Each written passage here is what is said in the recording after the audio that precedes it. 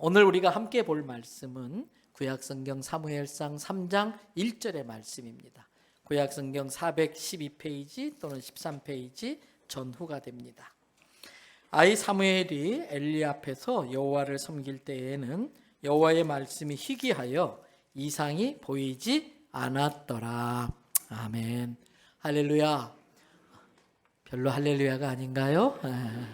하나님께 찬양합시다. 하나님께 영광 올립시다. 그런 뜻입니다. 할렐루야. 오늘 또 저와 여러분의 가정, 자녀 그리고 하는 모든 일들마다 하나님의 돕는 손길로 함께 하시길 주님의 이름으로 축복합니다.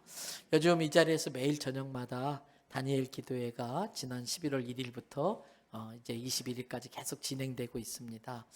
저도 많은 은혜를 받고 있으면서 그 다니엘 기도회 강사로 나오신 분들의 간증을 들으면서 깨달은 것이 있습니다. 하나님의 말씀을 듣는 게 저렇게 중요하구나. 하나님 말씀 듣는 게 저렇게 중요하구나. 하나님 말씀 참 잘 들어야겠다. 그런 생각했어요. 하나님 말씀을 잘 들으려면 어떻게 해야 될까? 요즘 젊은 분들은 잘 모르실 것 같아요. 우리 어르신들은 잘 알지요. 옛날에 라디오 연속곡을 들으려고 라디오를 탁 키면 뭐부터 해야 돼요? 자기가 원하는 방송국에 주파수를 맞춰야 돼. 그러는데 다이얼을 착착 돌려서 주파수가 딱 맞으면 내가 원하는 프로가 나와요. 노래가 나와요. 또 저 초등학교 때는요. 여러분 나이 드신 분들은 아실 거예요. 여로라는 TV 드라마, 흑백 드라마 기억나시나요? 영구가 나와가지고 땡띠야 막 그랬던. 얼마나 재밌는지. 그래서 동네에 TV가 많지 않으니까 TV 있는 집에 다 모여들잖아요. 그때 TV 있는 집 자식들이 얼마나 위세를 떨었는지요. 너 가 그러면 쫓겨나고 그랬다고요. 근데 비가 온다든지 바람을 불면 갑자기 치 그러면 난리가 나요. 그 막 절박한 순간에 그 태연실 씨가 막 구박받는 그 순간에 그러면 막 야 빨리빨리 뭐 안테나 가봐. 옛날엔 대나무에다가 안테나 꽂았고 나중에 철봉에다 이렇게 꽂았는데 그거 막 이제 돌려요. 왼쪽으로 야 아니야 반대편 오른쪽. 그럼 뭐 잘 나와? 잘 나와 내려와. 또 저희 또 고등학교 때는 황금사자기 고교 야구대회 청룡 이렇게 막 야구 순간 딱 쳤는데 지지지 그래버리면 난리가 나요. 막 또 올라가서 막 안테나 맞추고. 여러분 방송국과 그 TV 라디오가 주파수가 잘 맞아야 돼. 프리퀀시가 잘 맞아야 돼. 그래서 오늘 설교의 제목이 뭐예요? 주파수예요. 자, 오늘 본문 말씀인 사무엘상은 시대적 순서로 본다면 사사기 다음에 바로 연결되어지는 책이지요. 그런데 이스라엘 백성들이 출애굽 시대를 마치고 이제 애굽에서 하나님의 은혜로 탈출해서 40년 동안 광야 여정을 마치고 가나안 땅에 정착을 합니다. 그 정착했을 때의 삶을 기록해 놓은 게 사사기예요.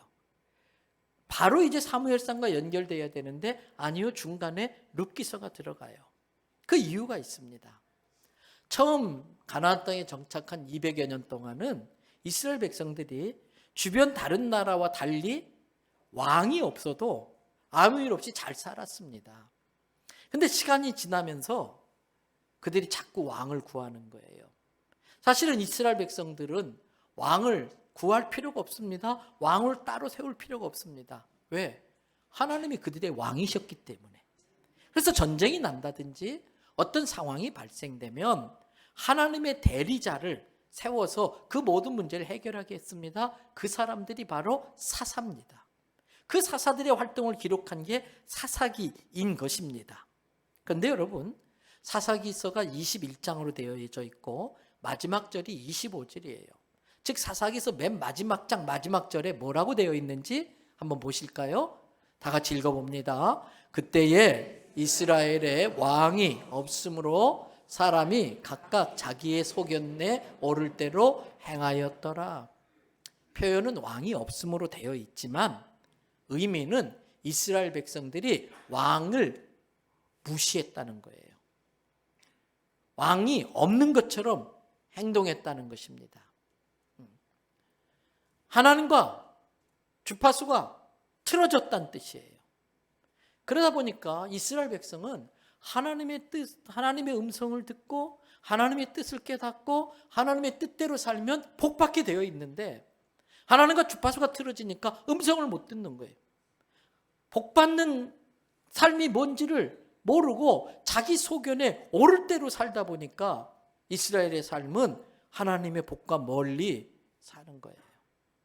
하나님의 말씀이 더 이상 그들의 판단의 기준이 아니었습니다. 자기들의 지식이 판단의 기준이었습니다.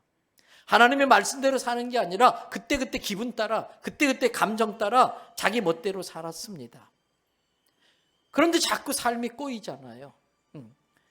계속해서 여러 가지 문제들이 생기잖아요.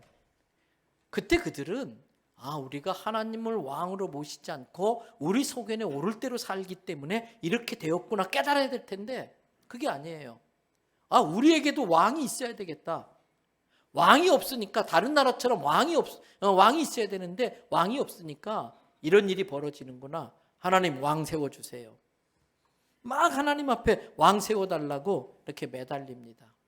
하나님이 아니야. 너네들은 왕이 필요 없어. 내가 너네들의 왕이고 내가 너네들을 지키고 책임져 줄 거야. 아예 하나님 안 돼요. 눈에 보이는 왕이 아니면 불안해서 못 살겠어요. 다른 나라처럼 눈에 보이는 왕을 세워주세요. 하나님이 달래다 인격적인 하나님이니까 확 윽박지르지 않고 그래 너네들이 경험해봐야 알겠구나. 그리고 왕을 허락합니다. 그러면서 말씀하세요. 그 왕이 너희들에게 무거운 멍에가 될 거야. 그 왕 때문에 너희의 삶이 힘들 거야. 그 말은 안 들어요. 그래서 할 수 없이 하나님은 백성들의 요구를 들어줍니다. 그런데 이 사사기의 왕을 달라는 이야기와 사무엘상의 그래 알았어 왕을 세워줄게 이 두 사이에 사파처럼 두 여자의 이야기가 싹 끼어듭니다. 그 첫 번째 여자의 이야기가 룻이라는 여자의 이야기입니다. 룻기서는 4장으로 되어져 있지만 이방 여자인 룻과 정통 유대인 남자인 보아스라는 사람의 로맨스가 기록된 게 룻기입니다. 그런데 여러분 우리는 그 룻기서를 두 남녀의 사랑하는 남녀의 로맨스로 받아들이기 쉽지만 실은 룻기서의 핵심은 룻기서 맨 마지막 절입니다. 룻기서 4장 22절에 나오는 내용이에요. 똑같이 읽어봅니다. 오벳은 이새를 낳고 이새는 다윗을 낳았더라. 하나님께서 이스라엘 백성들이 왕을 자꾸 요구하니까 어쩔 수 없이 들어주지만 진짜 하나님의 뜻을 깨닫고 하나님의 대리자의 입장에서 하나님 내가 세상에서는 왕이지만 진정 이 나라의 왕은 하나님이십니다. 이렇게 고백하면서 나라를 이끌어갈 수 있는 인물 다윗을 준비시키는 거예요. 그러면서 그 전에 사울이라는 인간 대표의 왕을 세워서 인간의 왕이 통치하면 이렇게 돼. 그걸 샘플로 보여주고 진정 하나님을 왕으로 모시고 자기는 하나님의 심부름꾼이라는 심정으로 나라를 이끌면 이렇게 돼. 대비하려고 사울왕과 다윗왕을 세우게 되는 겁니다. 여러분 그리고 룻기서에서 이제 룻기서가 그렇게 다윗의 출생에 대한 이야기를 하고 끝나면서 사무엘상으로 연결되어져요. 근데 사무엘상이 시작하자마자 딴 여자의 또 하나의 여자 이야기가 나옵니다. 임신하지 못해서 고통당하는 한나라는 여자입니다. 하나님은 임신하지 못하는 그 여인의 고통을 응답하시면서 또 다른 준비를 시켰습니다. 그 한나의 임신 못했다가 아기 낳는 이야기가 그 한나의 이야기의 핵심인데 사무엘상 1장 20절을 보세요. 같이 또 읽어보십니다. 한나가 임신하고 때가 이름에 아들을 낳아 사무엘이라 이름하였으니 이는 내가 여호와께 그를 구하였다 함이더라. 누가 태어납니까? 사무엘이 태어납니다. 그러면서 한나 이야기의 결론은 사무엘상 2장 11절입니다. 사무엘 아버지 엘가는 원래 자기의 집 라마로 돌아가고 이제 젖을 뗀 사무엘을 성전에 데리고 와서 제사장 엘리 앞에서 하나님을 섬기는 일을 했다. 이게 한나 이야기의 끝이에요. 그러므로 성경을 구조적 맥락에서 본다면 룻기서와 사무엘상 1장 1절부터 2장 11절까지 나오는 한나가 사무엘 낳는 이야기를 싹 빼내야 돼요. 싹 도려내야 돼요. 그러면 룻기서 이제 사사기 마지막 절과 사무엘상 2장 12절이 연결이 돼요. 계속 연결해서 읽어보겠습니다. 사사기 21장 25절 다 같이. 그때에 이스라엘에 왕이 없으므로 사람이 각기 자기의 소견에 옳을 대로 행하였더라. 계속해서 사무엘상 2장 12절 엘리의 아들들은 행실이 나빠 여호와를 알지 못하더라. 쉽게 말하면 사사시대의 이스라엘 백성들이 하나님을 왕으로 인정하지 않고 하나님의 대리자인 사사들의 말을 따르지 않고 자기의 소견에 오를 대로 행동했는데 그 대표적인 한 예로 든 인물이 엘리의 아들들이라는 거예요. 이 엘리의 아들들이 어떤 짓을 했는지 한번 보십시다. 계속해서 사무엘상 3장에는 엘리의 아들들이 하나님 앞에 지은 죄에 대한 이야기가 나옵니다. 그 중에 하나가 하나님께 드리는 제물을 가로챈다는 이야기예요. 제사법전인 레위기서에 보면 하나님께서 제사장의 몫을 딱 정해 주셨어요. 레위기 7장 34절에 보면 제물로 바친 짐승의 부위 중에 가슴 부위를 먼저 하나님께 드린다는 의미로 흔듭니다.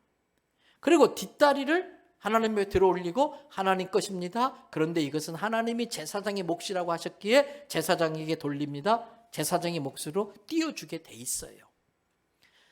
아버지가 제사장이라 엘리 아들들로 이제 자연스럽게 제사장이 되어지는데 그들의 몫으로 띄워준 그것들을 감사하지 않아요. 만족해하지 않아요. 야, 이것만 계속 먹으니까 이제 더 이상 못 먹겠어. 이제 질려. 야, 다른 부위 좀 가져와. 그래서 종들을 보내가지고 삼지창처럼 생긴 갈고리를 하나님께 드리는 제물을 삶는 솥에다 넣어가지고 제일 맛 좋은 부위를 골라가지고 건져서 그걸 빼돌려요. 그것도 부족해서 레위기 3장에 보면 하나님 앞에 바치는 제물의 기름은 하나님께 온전히 다 드리게 돼 있어요. 왜? 하나님이 그게 맛있어서 빼돌리려는 게 아니라 사람들이 그걸 먹으면 맛은 좋지만 결과적으로 건강에 그리 좋지 않다는 걸 아셔서 기름은 사람들이 먹지 못하게 레위기 3장이 정해놓은 거예요. 그런데 이 엘리의 아들들이 야, 저거 내가 옛날에 몰래 먹어봤는데 고소하고 맛있어. 야, 저것 좀 가져와. 기름 붙은 채 날고기를 훔쳐내기 시작하는 거예요. 그 모습을 보고 하나님은 성경에 뭐라고 했느냐? 사무엘상 2장 17절 말씀 보세요. 다 같이 읽어보십시다. 이 소년들의 죄가 여호와 앞에 심히 크면 그들이 여호와의 제사를 멸시함이었더라. 여호와의 제사를 뭐 했다고요? 멸시했다. 그러면 이 시점에서 우리는 우리를 돌아봐야 됩니다. 구약의 제사는 신약의 예배입니다. 신약의 예배는 구약의 적으로 표현한다면 제사입니다. 그러면 지금 우리는 예배를 드리고 있지만 신약적으로 표현하면 제사를 드리고 있는데 혹여라도 내가 드리는 제사가 하나님께서 모욕감을 느끼시지는 않을까 조심스럽게 우리 예배를 살펴야 돼. 내가 드리는 제사가 하나님을 멸시하는 것이 섞여 있지는 않을까 우리의 예배를 체크해야 돼요. 무엇이 하나님을 멸시하는 것일까? 하나님의 영광을 가로채는 거예요. 하나님의 영광보다 내가 우선되어지는 거예요. 예배의 주인공은 하나님이십니다. 예배는 하나님께 영광 돌리는 게 1번입니다. 물론 하나님은 예배 드리는 자에게 은혜를 주시고 복을 주십니다. 그러나 그것은 2번입니다. 내가 예배를 드리면서 하나님께 영광 돌리는 흉내만 낼 뿐이고 실상은 하나님께 드려지는 예배가 아니고 나의 목표를 이루고 내가 원하는 것을 받아내기 위한 예배라면 그건 하나님을 멸시하는 예배가 될 수도 있는 것입니다. 때문에 우리가 예배를 통해 하나님께 은혜도 받고 복을 받지만 그 전에 우리는 하나님께 먼저 영광 돌려야 됩니다. 그리고 하나님이 그 영광을 받으시기 위하여 임재하는 게 우리에게 복인 것입니다. 이사야서 6장을 보면 이사야 선지자가 하나님께 소명을 받을 때 하나님께 부름을 받을 때에 예배의 내용이 나와요. 제사의 내용이 나와요.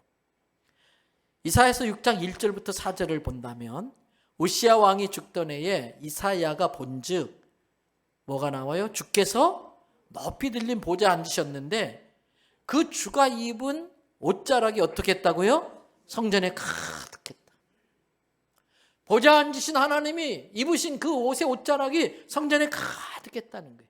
이건 뭐냐면 그 예배의 자리에 하나님의 영광이 임했다는 은유적 표현이에요. 저는 우리 대연성결교에서 드려지는 예배마다 하나님의 영광이 가득 임하기를 축복합니다. 하나님의 옷자락이 이곳에 드리워지기를 축복합니다. 그리고 2절 보세요. 스랍들, 천사들이 보좌에 계신 하나님을 모시고 있는데 날개가 6개예요. 날개 2개는 얼굴을 가려요. 겸손을 표하는 거예요.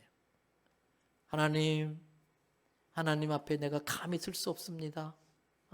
겸손을 표하는 거예요. 그리고 맨 아래 2 날개로 다리를 가려요. 이스라엘 백성들에서 문화적으로 제일 더러운 곳을 발로 생각합니다. 사막지구에 샌들 입고 다니니까 발이 제일 먼저 더러워져요. 그래서 이스라엘 집에 가면 가장 먼저 손 씻고 발 씻는 물을 항아리를 비치하는 게 바로 그런 이유거든요. 스랍들이 2 날개로 발을 가려요. 회개를 의미하는 거예요. 하나님 앞에 우리가 죄인입니다. 우리가 더러운 죄인입니다. 그리고 2 날개로 막 날면서 그들이 사명을 감당해요. 사역을 해요. 그 사역의 내용이 3절이에요. 다 같이 3절 읽습니다.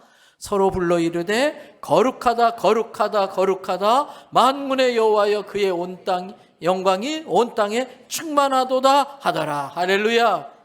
막 찬양하는 거예요. 거룩하다 거룩하다 거룩하다 만군의 여호와여 그의 영광이 온 땅에 충만합니다. 주님을 찬양합니다. 그렇게 찬양할 때 어떤 일이 벌어진지 아세요? 4절 보세요. 4절에 이같이 화답하는 자의 소리로 말미암아 성전 문지방의 터가 요동하며. 여러분, 저는 우리 시온 찬양대의 그 찬양이 천사가 화답하는 찬양 되길 바랍니다. 그 찬양 받으시려고 하나님 이곳에 임재하는데 이게 느껴져야 돼. 문지방의 터가 막 요동한다는 건 신체적으로 느껴진다는 거예요. 하나님의 임재는 지식적으로 그냥 인식되어지는 게 아니라 이 예배 가운데 하나님이 임재하는 걸 내 몸이 닭살 돋듯이 느껴지셔야 돼. 하나님께서 이 시간 내 영혼을 터치하고 계시는구나. 하나님이 이 시간 내 병든 몸을 만지고 계시는구나. 하나님이 이 시간 내 상한 마음을 위로하고 계시는구나. 이곳에 임재하신 주님이 나의 인생을 터치하고 내 가정을 리세팅시키고 나의 인생을 회복시키는 것을 직접 경험하시길 바랍니다. 예배 중에 그런 일이 일어나야 돼. 굳이 목사가 안수기도 안 해도 예배 중에 귀신들이 떠나고요. 병든 자가 치료되는 역사가 일어나길 축복합니다. 정말 이곳에 하나님의 영광이 임해가지고요. 이 성전이 감당 못해가지고 이 성전이 막 흔들흔들하는 은혜가 우리 가운데 있길 바랍니다. 그러면서 마지막 4절 뒤에 뭐라고 그랬어요? 성전에 연기가 충만. 이건 성령님을 의미하는 거예요. 예배는 영적 행위예요. 이 예배 가운데 거룩한 영이신 성령님이 임재하지 않으면 아무 소용이 없는 거예요. 오늘 예배 중에 하나님께서 말세의 마지막 때에 내 남종과 여종에게 나의 영 성령을 물 붓듯이 부어주신다고 하셨는데 우리가 또 예배 마치고 세상을 향해 나가야 되잖아요. 예배는 한 주간의 끝이 아니고 주일은 일주일의 끝이 아니고 일주일의 시작이에요. 우리는 일주일을 예배로 시작한다는 거예요. 그래서 예배 중에 성령의 능력을 받아가지고 세상에 나아가 하나님의 군대로 하나님의 사자로 하나님의 백성으로 이 땅에 하나님 나라를 선포하고 구원의 복음을 전해야 할 줄로 믿습니다. 저는 우리 교회 예배가 이런 예배가 되기를 축복합니다. 그런데 왜 그런 하나님의 임재가 안 일어나느냐? 왜 그런 하나님의 임재, 이 문지방터가 흔들리는 그런 일이 안 일어날까? 여러분, 이유가 있더라고요. 우리는 자유 대한민국에 태어나서 예배를 방해받지 않고 마음대로 예배드려요. 놀라운 은혜지요. 근데 조금만 올라가면 저 북한 땅은 어때요? 예배드리다 들키면 어떻게 됩니까? 죽어요. 그런데도 예배를 드려. 예배드리다 들키면 죽는다는 걸 모르는 게 아니에요. 아는데도 예배를 드려요. 그래서 그들은 예배 드리러 나올 때마다 목숨 걸고 예배를 드리러 나와요. 근데 우리는 우리에게 이 신앙을 물려주려고 믿음의 선배들이 목숨 걸고 신앙을 지켜가지고 우리한테 물려줬잖아요. 그래서 우리들이 지불해야 될 예배값, 그 목숨을 믿음의 선배들이 선물해 주셨어요. 때문에 우리는 목숨 걸고 예배 드리지도 않는 이 복된 상황에서 예배를 드릴 수 있는 건 감사한 일이에요. 그러나 목숨 거는 심정은 있어야 되는데 목숨 거는 심정이 없으니까 예배 가운데 절박함과 간절함이 없는 거예요. 여러분, 어떻게 70년 동안 들키면 죽을 줄 아는데도 어떻게 신앙을 계속 지킬 수 있습니까? 어떻게 예배를 계속 드릴 수 있습니까? 사람의 의지로 되는 게 아니에요. 그들이 예배 드릴 때마다 목숨을 바쳐서라도 예배 드릴 만한 가치가 있다고 느껴지는 은혜가 있기 때문에 그런 거예요. 예배마다 그 은혜가 계속 이어졌기 때문에 70년 동안 이 예배가 북한에서 끊어지지 않고 드려질 수 있었던 것이지요. 때문에 우리의 예배보다 그들의 예배는 더 은혜가 있어요. 그렇다고 우리가 이대로 있을 수는 없잖아요. 우리도 그들과 같은 하나님의 은혜로 이 세상을 살아가야 되는데 목숨은 걸지 않아도 되지만 목숨 거는 심정으로는 예배 드려야 할 줄로 믿습니다. 때문에 예배에 더 정성을 드려야 돼요. 우리의 제사가 하나님을 멸시한다고 하는 느낌이 들지 않게, 제사를 받으신 하나님이 모욕감을 느끼지 않게 예배에 정성을 더 드려야 돼요. 비싼 옷, 좋은 옷 입고 오라는 게 아니에요. 존경하는 어른 찾으러 갈 때에 옷 매무새를 만지고 가듯이, 입던 옷이라도 빨아서 정갈하게 입고 가듯이 예배에 그런 정성이 필요해요. 여러분, 내가 윗사람 만나러 가는데 윗사람이 먼저 와서 기다려야 됩니까? 내가 먼저 가서 기다려야 됩니까? 하나님이 우리를 기다려야 됩니까? 우리가 먼저 와서 하나님을 기다려야 됩니까? 때문에 예배 전에 나와서 오늘 받을 은혜를 위해서 기도하고 내 심령이 예배를 통해 주시는 축복을 담을 수 있는 깨끗한 심령 되도록 회개하면서 예수님의 보혈로 심령을 씻어내는 준비를 하고 예배에 임해야 주시는 복이 오염되지 않지요. 주시는 복이 복이 되는 것이지요. 헌금도 그래요. 헌금이 크냐 적으냐 그게 중요한 게 아니에요. 사람은 물질을 보지만 하나님은 헌금을 드리는 그 사람의 마음 중심을 봐요. 사무엘상 16장 7절에 빨간 글씨로 색깔로 된 부분 같이 읽어봅니다. 사람은 외모를 보거니와 나 여호와는 중심을 보느니라. 물질이 크고 적음이 아니라 그 드리는 물질 속에 하나님께 대한 감사가 얼마나 들어있느냐, 하나님을 사랑하는 마음이 얼마나 담겨있느냐, 그게 중요한 거예요. 또 사무엘상 2장 30절 말씀 보세요. 빨간 글씨로 된 부분을 보면 나를 존중히 여기는 자를 내가 존중히 여기고 나를 멸시하는 자를 내가 경멸하리라. 내가 먼저 하나님을 존중히 여기면요, 하나님이 나를 존귀하고 귀한 존재로 여겨서 나를 높여준다는 거예요. 여러분, 그저께 금요일 밤 다니엘 기도에 강사로 나왔던 제임스 모리스 장로님, 이분이 미국으로 입양되어져 갔잖아요. 그런데 입양되어져 간 그 가정이 넉넉한 집안은 아니에요. 그래서 대학까지 공부시키면서 그 부모들이 대출까지 시키면서 공부했잖아요. 근데 이 부모님 여동생이 대만에 선교사로 있는데 그렇게 오라고 하는데도 돈이 없어서 못 간 거예요. 이제 모리코 장로님이 대학 졸업하고 이제 취직을 해서 돈을 모아가지고 그 부모님들의 평생 소원을 들어드렸어요. 이 동남아 여행을 하고 오신 다음부터 만나는 사람마다 우리 아들이 보내줬다고 고맙다고, 틈만 나면 아들아 고맙다, 아들아 고맙다. 자기는 부모께 받은 게 엄청 많은데, 자기가 부모께 드린 건 요거밖에 안 되는데 자기가 부모께 받은 것에 감사하는 것보다 자기가 해드린 게 별거 아닌데 그걸로 인해서 받는 감사가 훨씬 더 많았다는 거잖아요.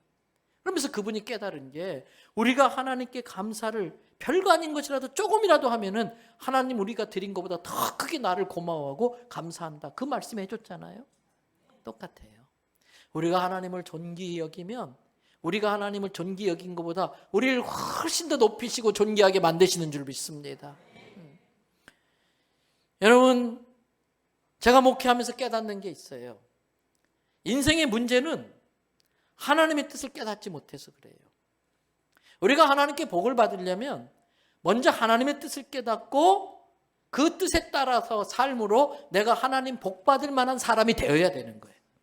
근데 하나님의 뜻을 모르니까 하나님께 복받을 일을 할 줄 몰라요. 왜 하나님의 뜻을 깨닫지 못합니까? 하나님의 음성을 못 들어서 그래요. 왜 하나님의 음성을 못 듣습니까? 하나님의 음성을 듣는 예배의 자리에 나오지 못하기 때문에 그래요. 그래서 인생이 무너지는 사람들의 경우를 보면은 예배가 무너져 버리는 거예요.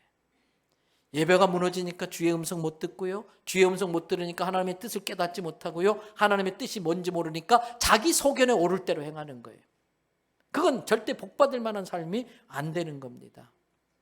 여러분, 엘리의 아들들은 여호와의 제사를 멸시했습니다. 그 엘리의 아들들은 백성들의 대표성을 띠고 있다고 봐야 돼요.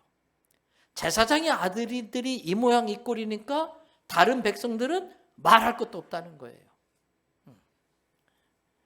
그래서 그들이 자기의 소견대에 오를 대로 하다 보니까 이 세상이 엉망진창이 돼요. 자기의 소견에 오를 대로 행하면 세상이 타락하게 되는데, 그렇게 되면 어떤 일이 벌어지는가? 여호와의 말씀이 점점 희미해져요. 여호와의 말씀이 희귀해져요. 그게 사무엘상 3장 1절의 말씀이에요. 한 번 더 같이 읽어보십시다.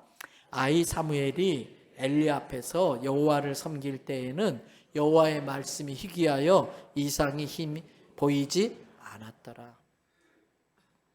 사람들이 타락하자 하나님의 말씀과 점점 멀어지고, 하나님의 말씀과 멀어지면 멀어질수록 점점 더 하나님의 말씀은 희귀해져요. 근데 하나님의 말씀의 특징은 말씀이 내게 들어오면요, 이상이 보입니다. 이상은 영어로 말하면 비전이에요. 다른 말로 하면 꿈이에요. 말씀이 들어오면 인생의 의미를 깨닫습니다. 말씀이 들어오면 어떤 게 내 인생을 올인하면서 바칠 만한 가치 있는 일인가를 깨닫게 됩니다. 그래서 그 가치 있는 일을 자기의 비전, 꿈으로 품고 그 일을 위하여 자기의 시간과 재능과 모든 삶을 바치는 거예요. 근데 말씀이 들어가지 않으면 꿈이 없어요. 꿈이 없으면 자기 인생을 마음대로 살아요. 그래서 잠언 29장 18절 말씀 보세요. 묵시가 없으면, 이 묵시는 하나님이 보여주시는 거, 레벨레이션, 이걸 묵시라고 그래요.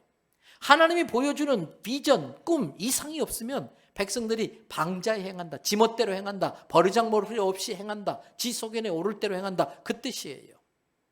그럼에도 불구하고 그 하나님의 말씀이 희귀한 그 시대에 하나님의 말씀을 깨닫고 하나님의 말씀, 율법을 지키는 자에겐 그래도 뭐가 있다?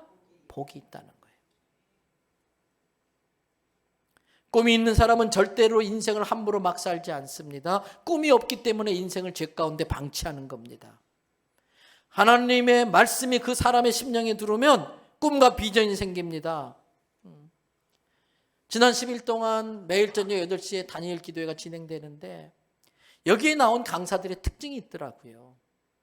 그들은 예수님을 안 만났으면요, 인생 나고자로 살 사람들이었어요. 한결같이 예수님 안 만났다면 인생 패배자로 살 사람들인데, 누군가가 그들에게 하나님이 계시고 하나님이 널 사랑한다는 걸 알려줬잖아요. 우리 모리스 장로님이 입양되면서 그 입양을 주선했던 홀터 아등복지에 만드신 홀터 할아버지 이야기했잖아요. 하나님 앞에 말씀으로 감동을 받고 한국 전쟁으로 수만 명의 고아들이 있다고 알려지자, 마치 지금 가자에서 벌어지는 그 일들이 우리나라에 알려지는 것처럼 우리나라의 한국 전쟁 이후에 있었던 그게 홀터 할아버지가 듣게 되니까, 농사꾼인데 그래도 하나님의 은혜로 많은 물질을 허락하시는데 그 모든 물질을 다 털어가지고 한국에 와서 고아원을 세우고 이 고아들을 가정 만들어줘야 된다 입양했던 그 홀터 할아버지를 통해서 이 모리스 장로님이 8년 동안 그 고아원에 있으면서 그 하나님의 사랑을 느꼈잖아요. 그리고 이 모리스 장로님을 입양했던 그 부모들, 넉넉한 살림이 아니지만 성탄절 때 하나님, 내가 받은 은혜가 너무나 많은데 이번엔 제가 하나님께 선물해드리고 싶은데 무슨 선물해드릴까요? 그럴 때에 아이를 입양해라. 그래서 그 모리스 장로님을 입양해가지고 그 대학까지 공부시켜서, 여러분 자동차 내비게이션 그 GPS 시스템을 개발해서 인공위성을 띄우는 일을 하게 했던 그 할 수 있게까지 만들었잖아요. 예수 안 만났다면 폐인되고 인생 찌질이 패배자가 될 수밖에 없었는데 하나님의 사랑을 몸소 실천한 사람들을 통해서 하나님의 사랑을 알고 예수님 만나게 돼서 그 인생 역전을 이뤄냈잖아요. 근데 그들의 고백이 뭡니까? 한결같이 말씀을 통해서 달라졌다는 거예요. 우리 교회 간증집에 왔던 조혜련 집사님 어제 저녁 강사로 나왔잖아요. 우리 교회 왔을 때는 성경 암송이 얼마나 중요한지 그걸 간증했는데 어제 간증은 자기가 예수님 어떻게 만났고 어떻게 자기 때문에 온 가족이 예수 믿고 구원받게 됐는가, 그리고 자기의 남은 인생은 오직 하나님의 말씀을 전하고 생명 구원하는 일에 하겠다 그러면서 생명책에 전도할 사람 이름 기록해놓고 자기 변화된 그 인생을 이야기하잖아요. 그래서 제가 어제 저녁 마치자마자 우리 부목사님들한테 그랬어요. 야, 우리도 내년에 생명책 만들자. 디자인해서 빨리 제작해서 내년에 하자 했는데 그들의 한결같은 과정이 하나님의 말씀을 통해 하나님을 만나고 인생이 바뀌었다는 거예요. 사무엘 3장은 사무엘이 어릴 적부터 성전에 거하면서 하나님의 음성을 들으며 신앙이 성장하고 하나님께 쓰임받을 준비를 하는 과정이 사무엘상 3장에 나와 있어요. 여러분, 사무엘상 3장 3절, 방송실 말씀 순서 바꿨어요. 사무엘상 3장 3절을 잠깐 읽도록 하겠습니다. 다시 빨간 줄로, 사무엘은 하나님의 궤에 있는 여호와의 전 안에 누웠더니. 여호와의 궤는 가장 하나님께 가까이 있는 걸 의미하는 거예요. 사무엘은 어릴 적부터 하나님의 궤가 있는 여호와의 전 안에 누웠어요. 우리 아이들이 어릴 적부터 하나님의 음성을 듣는 법을 배우면서 자라야 돼요. 그래서 저는 이 예배당 설계할 때에 8층에 풋살 경기장 넣고 9층 옥상에 8층에 절반짜리지만 농구장 넣고 독서실 넣고 여기 애들 팡팡 뛰는 거 팡팡 만들고 했던 이유가 애들이 교회 오는 게 재밌길 바라는 거예요. 교회 와서 놀기를 바라는 거예요. 한 2, 3년 동안 우리 교회 풋살장에 교회 안 되는 이 주변 중학교 애들이 계속 축구했어요. 아이스크림 사주고 편안하게 놀아라. 교회 안 나와도 계속 그랬어요. 그런데 올해 초부터 얘네들이 서서히 교회에 나오기 시작했어요. 저 팡팡 애들 막 부서질 정도로 뛰어요. 그래서 어떤 어르신은요, 야 그거 부서진다고 막 애들 혼내더라고요. 부서지는 게 정상입니다. 애들이 어른들 말 잘 들으면요 약간 노숙한 거예요. 그거는 조숙한 거예요. 안 듣는 게 정상이고요. 병든 애들만 빌빌거리면서 걸어다니지 건강한 애들은요 계단을 날라다녀요. 희한한 건 어른들은 조심해도 넘어져서 다치는데 애들은 막 날라다녀도 안 다쳐. 여러분, 그 팡팡 부서지면 어때요? 그걸 갖고 놀면서 교회에 재미를 붙이는 애들이 하나라도 생긴다면 그건 비싼 게 아니라 싼 거예요. 부서지면 또 사면 되지 뭐. 네. 여러분, 사무엘은 어릴 적부터 성전 안에서 하나님의 궤 가까이에 잠을 자고 머물면서 주의 음성 듣는 법을 배웠어요. 그래서 처음에는 사무엘도 주의 음성 듣는 법을 몰라가지고 하나님이 사무엘아 사무엘아 부르면 엘리 제사장 쫓아갔어요. 제사장님 부르셨어요? 아니야, 너 부른 적 없는데. 그냥 가서 자라. 또 자려면 불러. 또 쫓아가서 부르셨어요? 안 불렀는데. 그러다가 이제 이게 하나님이 나를 부르시는구나 깨달았어요. 그게 사무엘상 3장 10절이에요. 같이 읽겠습니다. 여호와께서 임하여 서서 전과 같이 사무엘아 사무엘아 부르신지라. 사무엘이 이르되 말씀하옵소서 주의 종이 듣겠나이다. 할렐루야. 말씀하세요. 주의 종이 듣겠나이다. 여러분, 교만한 사람하고 겸손한 자의 차이는 금방 알 수 있어요. 남의 말을 안 듣는 사람은 교만하기 때문에 그래요. 겸손한 사람은 남의 말을 들어요. 신앙생활도요, 겸손한 사람은 하나님의 말씀을 들어요. 교만한 사람은 안 들어요.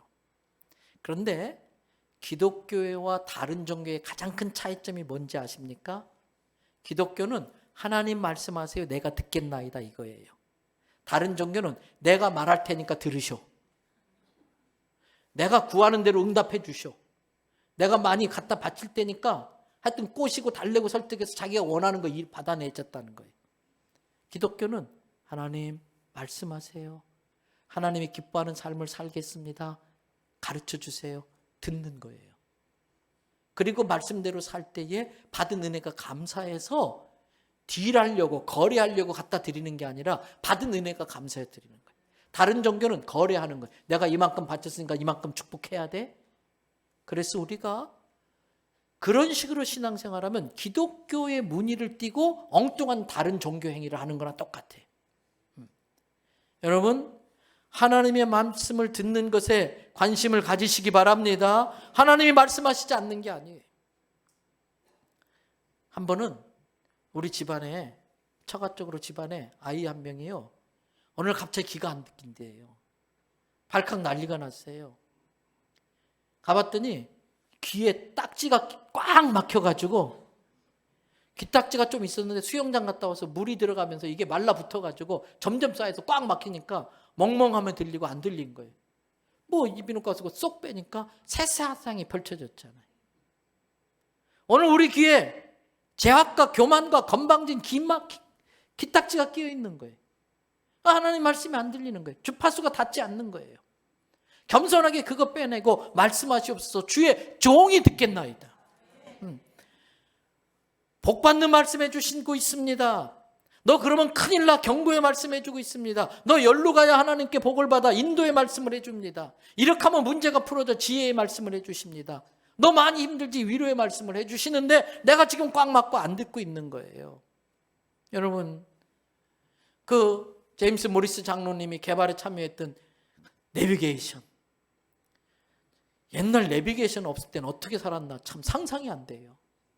내비게이션 없을 때 밤에 어느 시골길 뭐 신방 간다든지 상가집 가면요, 공중전화도 없지요, 깜깜하지요, 지나다니는 사람도 없어, 물어볼 수도 없고요, 길이 막 세 갈래 네 갈래 나오면 거기서 갈 바를 몰라요. 근데 요즘은 걱정할 거 하나도 없어요. 그 아가씨가 얼마나 친절한지, 오른쪽으로 가세요, 왼쪽으로 가세요. 난 세상 여자들이 다 그렇게 말하면 좋겠어. 야봐! 형상도 여자들 무서워. 근데 그 내비게이션 딱 차 타면 잠시 머뭇거리는 시간이 있어요. 그게 신호를 주고받는 위성과 연결되는 시간이 좀 필요한 거예요. 연결되지 않으면 이 먹통될 때 있잖아요. 내비게이션 몰다가도 갑자기 멈춰버리잖아요. 이 끊어져 버리면, 통신이 끊어져 버리면 그렇게 되는 거예요. 오늘 많은 성도들이 천국 가는 내비게이션을 잘 켜고 가야 되는데, 그러려면 하나님과 주파수가 맞고 연결이 되어져야 되는데 그게 끊어진 상태로, 그렇게 해서 어떻게 이 많은 유혹이 있고 많은 짝퉁 갈래길들이 있는데 어떻게 천국까지 갈 수 있는 거예요? 여러분, 겸손히 하나님의 은혜 앞에 나오시기를 바랍니다. 그러면서 사무엘처럼 이제 말씀 마치려고 그래요. 사사기 마지막 장 마지막 절과 사무엘상 2장 12절 엘리 제사장의 아들들 이야기 사이에 룻과 한나 이야기가 싹 들어갔어요. 왜 그랬을까? 사사시대에 이 백성들이 세상의 소리에 귀가 팔리고 세상의 제약에 귀가 다 막혀가지고 하나님의 말씀이 희귀한 세상이 된 거예요. 하나님의 말씀은 희귀하면 안 되고요, 홍수처럼 넘쳐나야 되는 거예요. 그래서 그 일을 하라고 두 사람을 하나님이 준비시키려고 룻을 통해서 다윗을, 한나를 통해 사무엘을 준비하게 한 거예요. 저는 똑같이 오늘날 이 시대에도 이 땅에 많은 사람들이 하나님의 말씀을 듣지 않고 마귀의 거짓말에 속아서 인생을 사기당하고 영혼을 도둑질당하고 저렇게 죄짓다가 잠시 있다 없어질 안개 같은 것에 인생을 올인하다가 다 지옥에 가게 돼버렸는데, 이 하나님의 말씀이 희귀해진 이 세상에 하나님의 말씀을 다시 흥황하게 하라고 사무엘을 준비하고 다윗을 준비하는 것처럼 우리 교회 성도들을 세우시는 줄로 믿습니다. 그래서 우리가 그 사명을 가지고 나아가야 되는 거예요.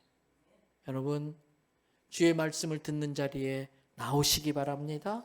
이제 오늘 10일 남았어요. 10번의 다니엘 기도에 나오세요. 놀라운 은혜가 있어요. 주의 음성을 듣고 주의 뜻을 깨달으면 저절로 우리는 복받는 삶을 살게 되는 거예요. 하나님께 그 복을 받아서 그 복을 사용해서 더 많이 하나님의 말씀이 땅끝까지 퍼져나가게 만드는 일에 우리 교회와 성도들이 쓰임 받길 주님의 이름으로 축복합니다.